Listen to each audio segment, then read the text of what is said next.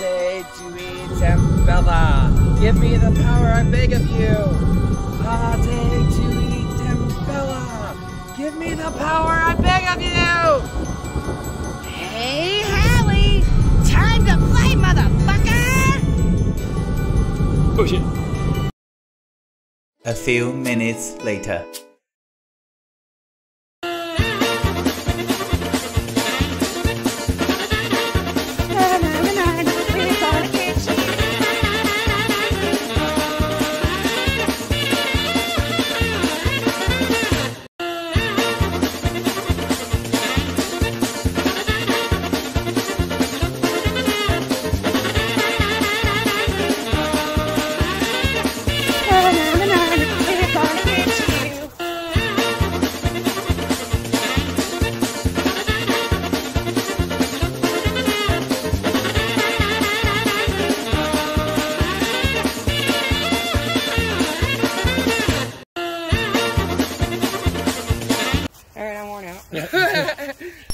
Hello again, all you Slashaholics, and welcome back to another episode of Slash Sisters.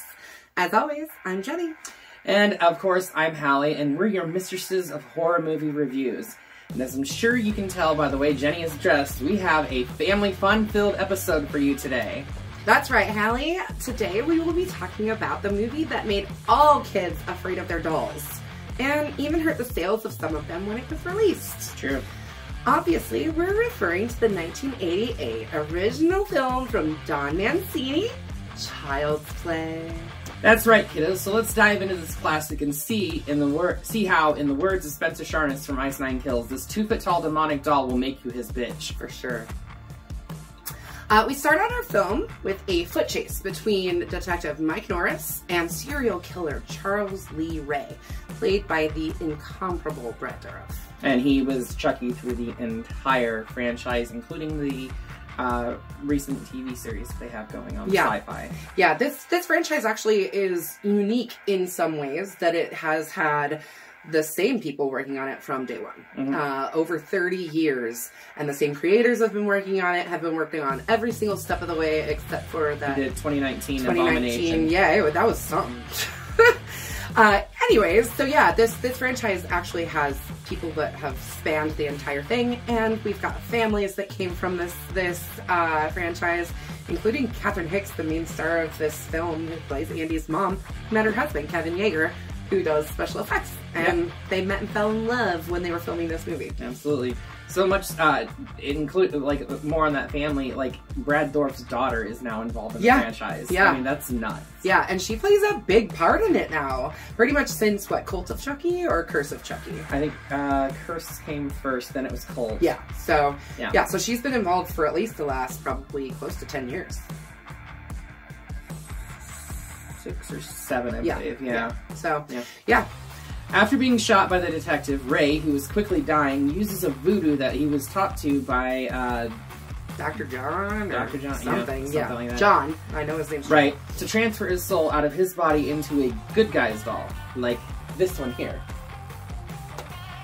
The store is then struck by lightning and it explodes in a wonderful fashion. I thought it was a great shot. Yes, absolutely. There's not very many horror movies that like actually blow up buildings, but this one does. Not just once.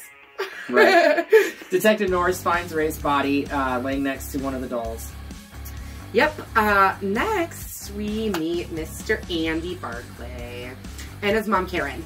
Andy has been, well, he just found out about the Good Guy dolls, and pretty much so did his mom, so she hasn't had time to save money for a present.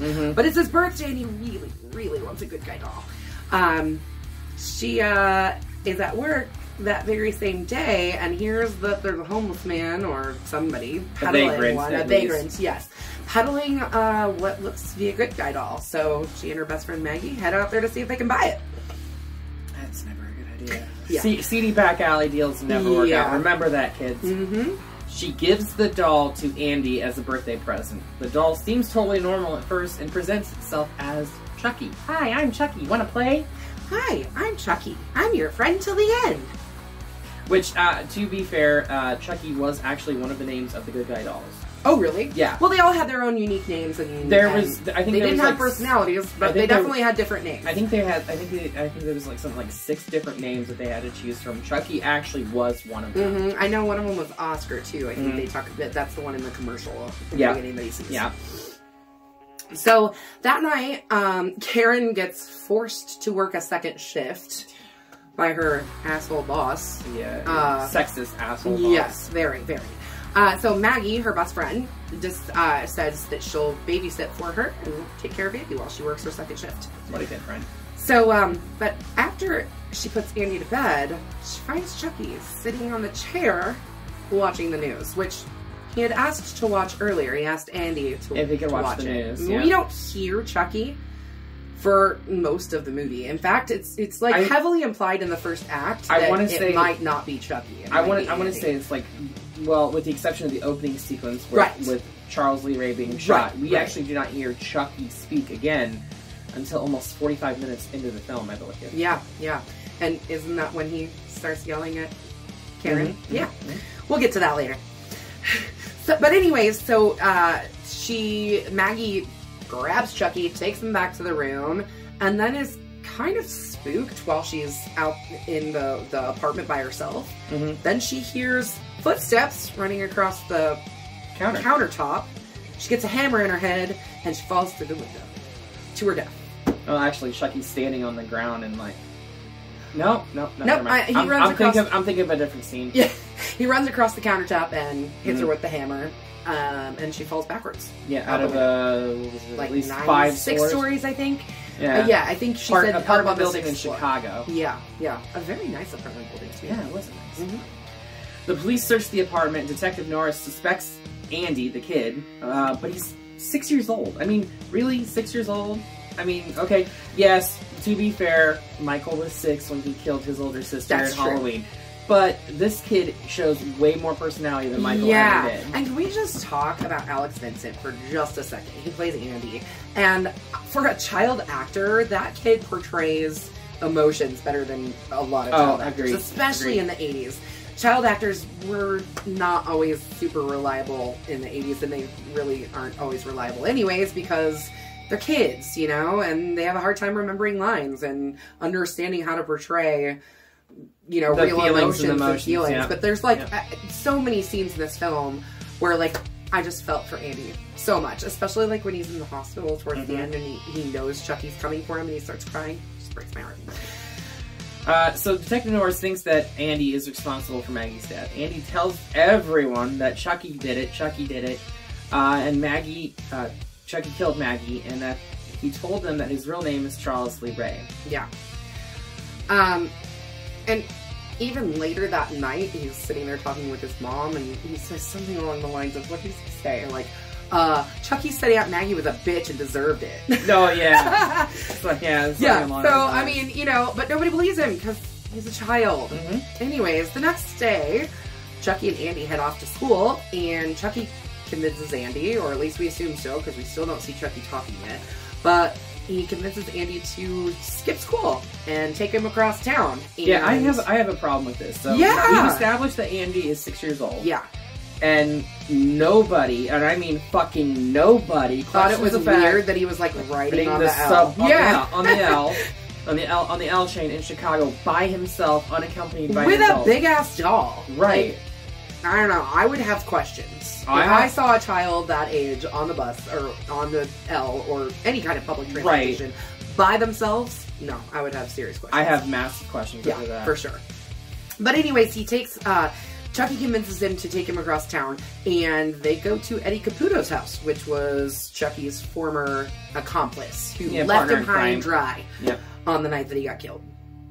So, they go in, and Chucky lights that, he turns on the gas on the stove, and basically makes a bunch of noise. Eddie comes down firing, trying to figure out who's in the house, and blows himself and the entire house up for explosion number 2 in the film. So we blew up a toy store, and now we blew up an entire house. Yep. And they were like straight up real explosions, like really good ones too. Yeah, they were decent. Yeah. Once again, they think it's the kid committing all these crimes, which I get it, you know, because, you know... I mean, yeah, he did get on an L and travel across town and somehow end up at this house, you know. But nobody's gonna think it's a doll. The problem that I have with that is the fact that, with the exception of Maggie, Eddie Caputo is a known accomplice of Charles Lee Ray. Yes.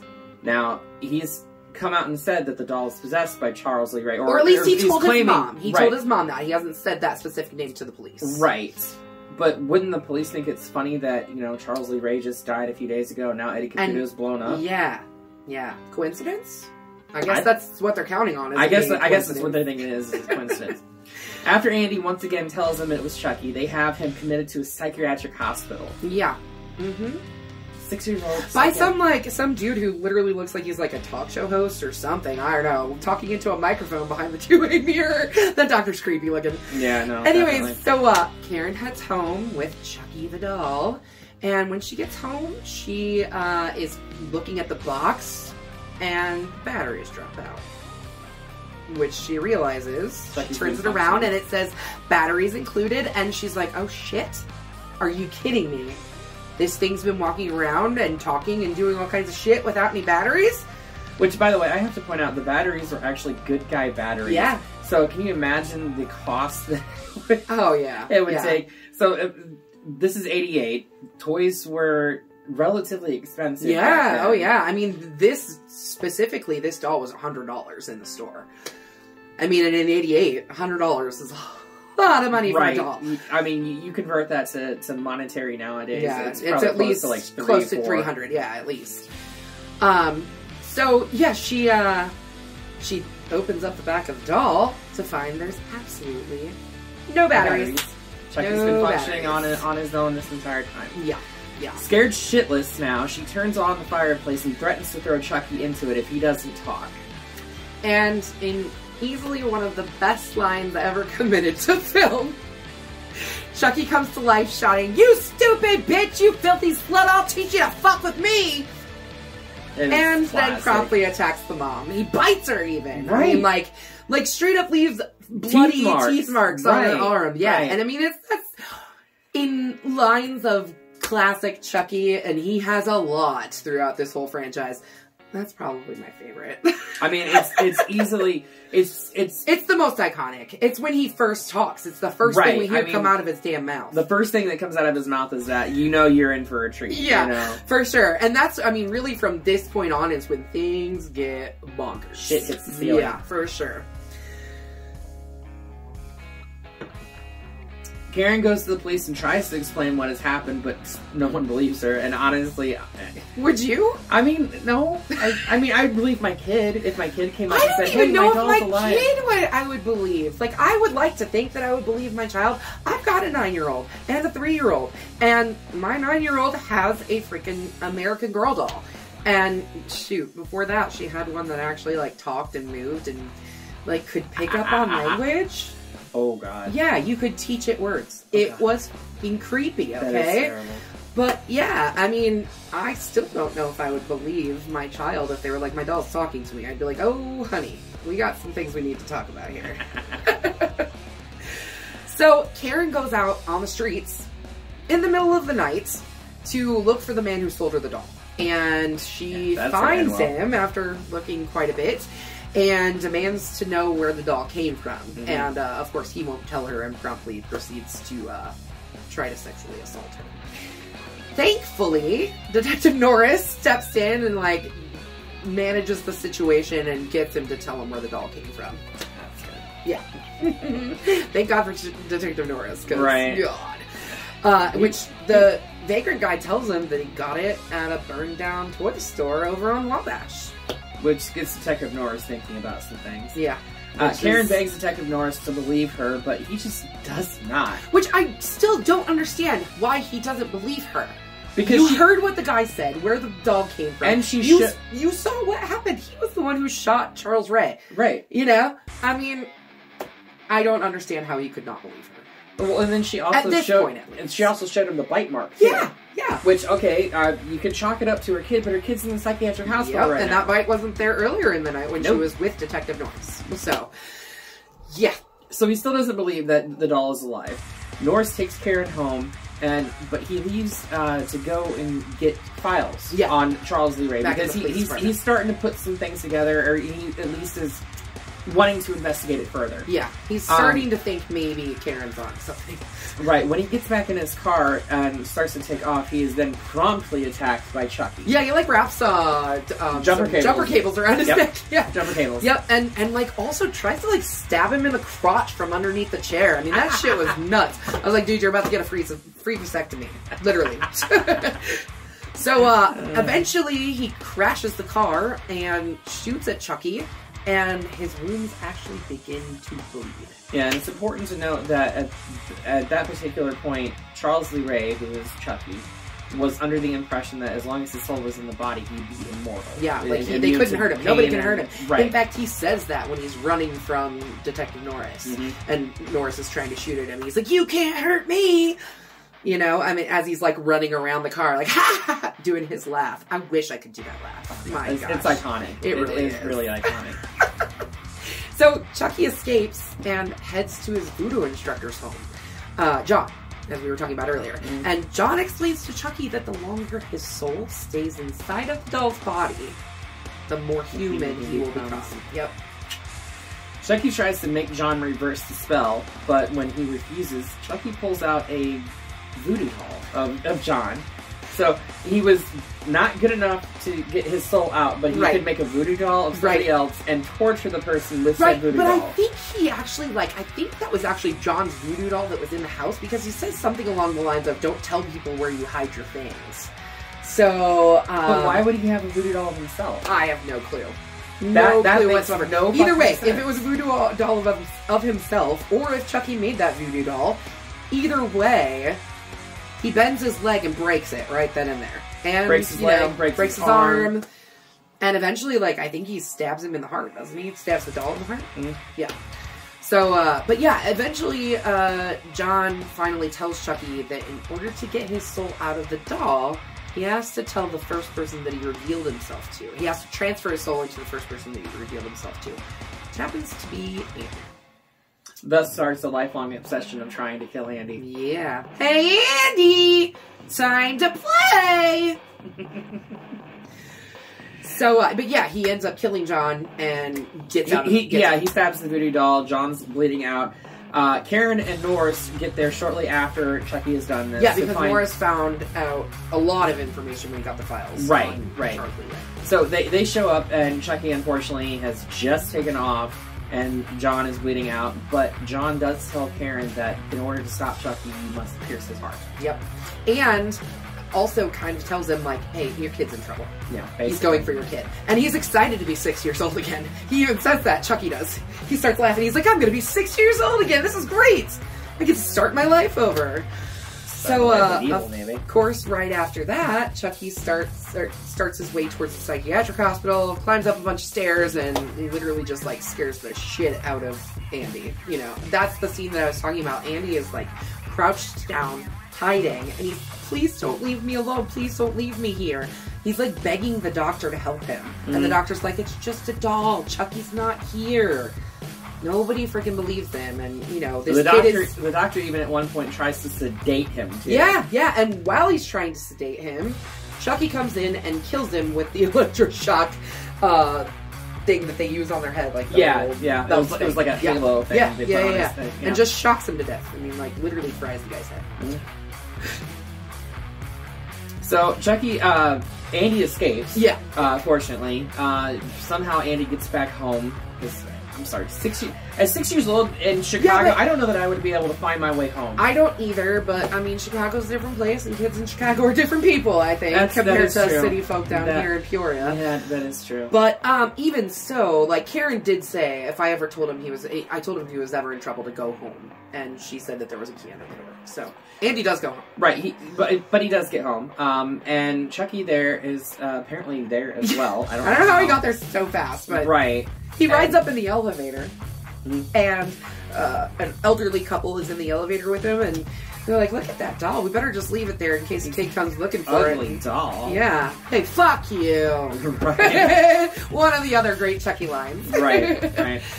So Chucky prepares to Ade Due Dembella his way into Andy's body.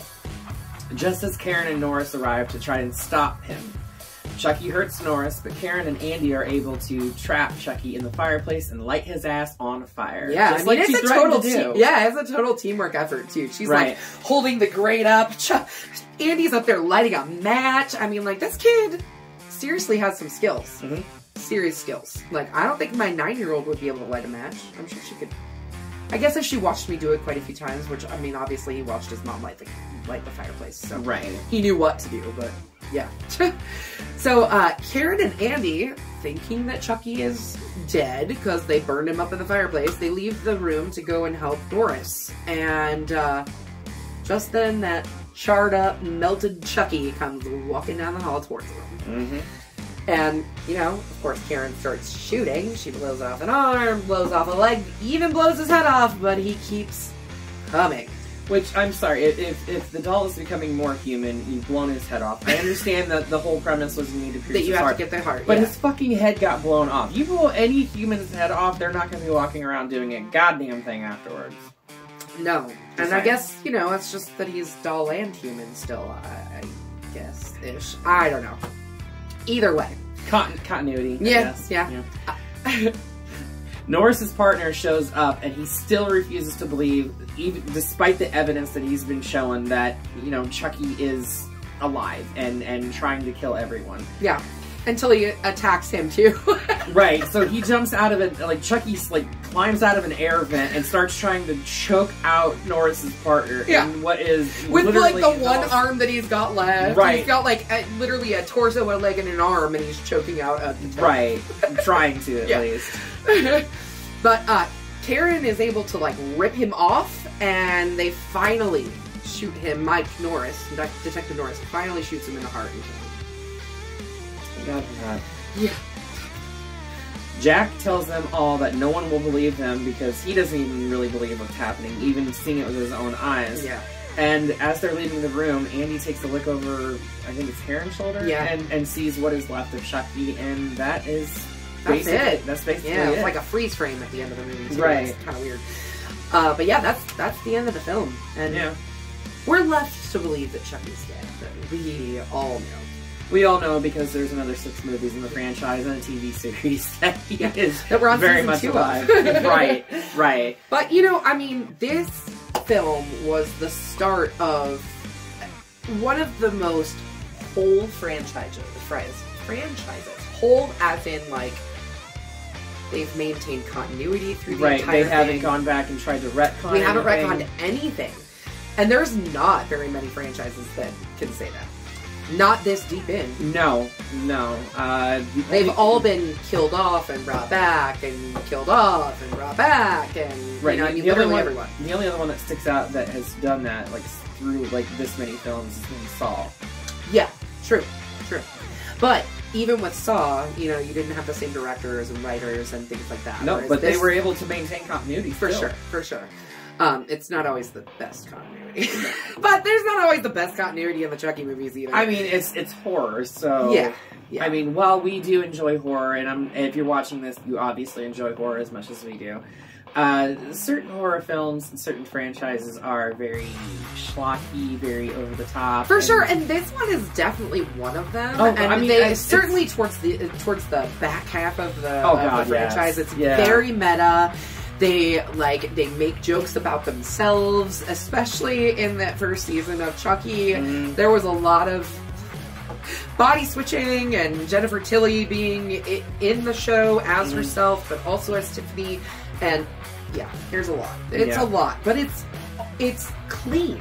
The way that they tell the story, even though it's such a strange story, it's always easy to follow because we don't have to say, okay, well, yeah, that doesn't exist in this timeline, or whatever. Right. The one thing that they did have to go back and fix, something that they brought into the series later, was the Heart of Damballa. And they actually, it's not in the first film at all, but they show a scene from the first film in one of the later movies when they talk about the Heart of Damballa, and they actually, like, digitally put the Heart of Damballa necklace onto Charles Lee Ray in the scene from the first film when he's in the toy store. Just to, like, bring the continuity forward, I guess. Right. But, yeah, I mean, I personally absolutely love this film. It is a classic. It is cheesy. It is a little schlocky. Because, I mean, again, at the end of the day... This one is probably the most serious of the... Oh, yeah. No, out of all of them, this one is definitely it has the more serious tone out of all of them. Yeah, it's a lot more grounded in mystery, too. And at least the first half of the film, you're going, God, is this thing actually going to move? Like, should we be scared of this thing? Right. He shows you. The whole, like, is it true, is it not true type thing. That it was a great... Not red herring, but definitely mislead. Yeah, yeah, for sure. And it was definitely intentional, and I love that. Oh, 100%. So, what do you think? I mean, I have a hard time believing that anybody could be killed by a 2-foot doll, but... He'll make you his bitch! She's still Have you not watched all of the films? Like, that man, that Chucky, has killed in... so many creative ways. He's killed 2 people with heart attacks now. I know. A freaking nun and a army guy at the freaking army base in the 3rd one. Right.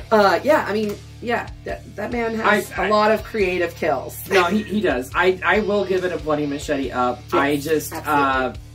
I have a hard time. It's hard to suspend the disbelief of a killer.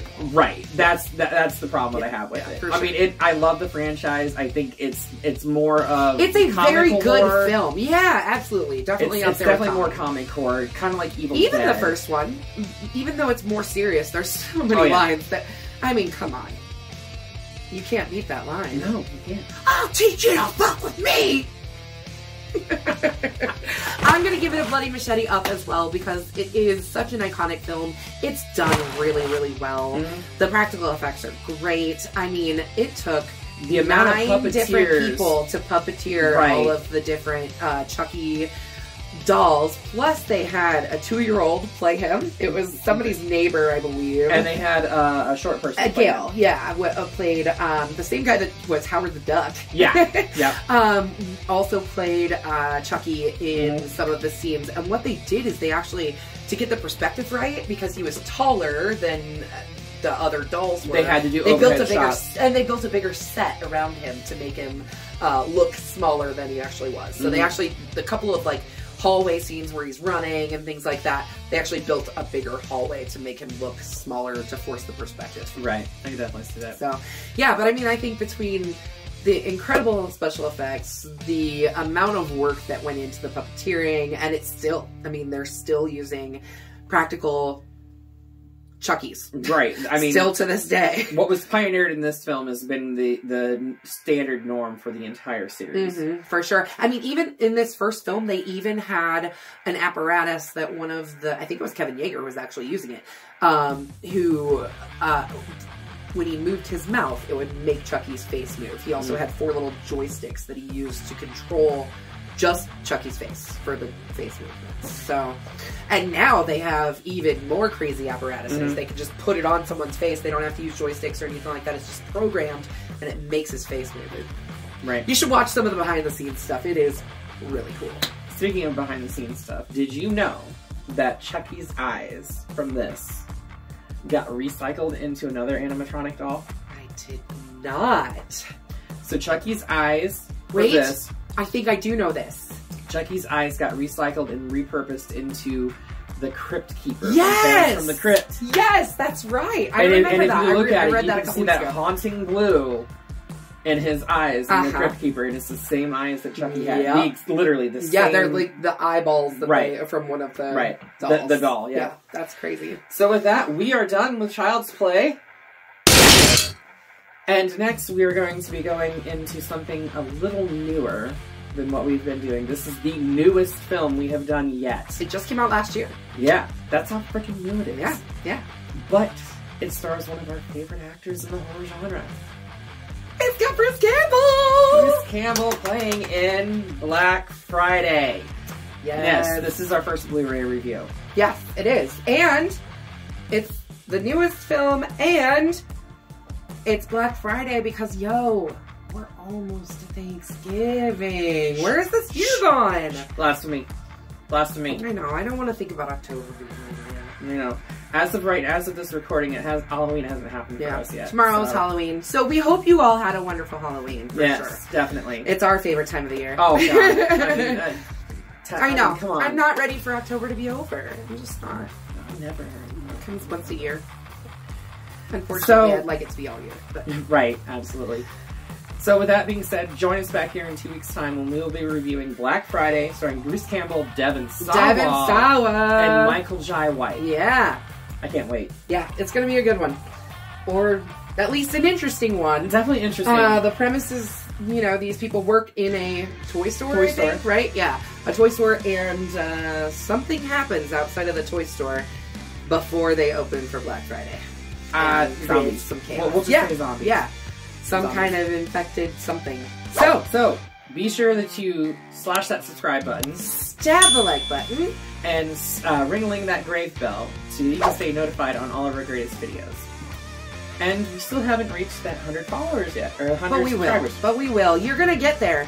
We're so close. And we want you to have an Ash Williams Funko Pop. You know, it would be cool if we could give it out the same week that we do Mr. Bruce Campbell's newest film, Black Friday. I find it funny that this is the first time that we're doing 2 films from the same actor. Yeah. Well, we do have a preference. We can't help it. We're Campbell addicts. Well, we will see you in 2 weeks, and we'll see you in the afterlife as well.